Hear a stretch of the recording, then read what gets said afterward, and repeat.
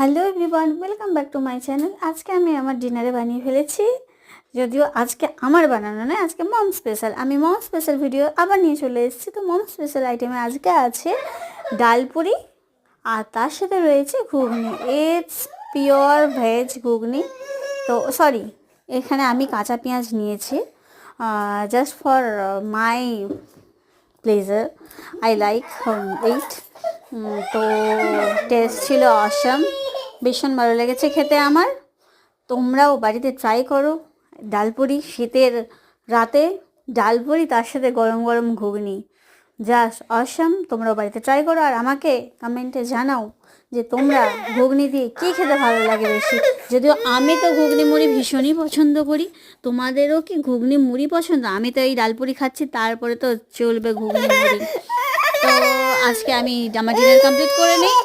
Bye bye for today. তোমরাও dinner করে নাও আর আমাকে কমেন্টে জানিয়ে ফেলো।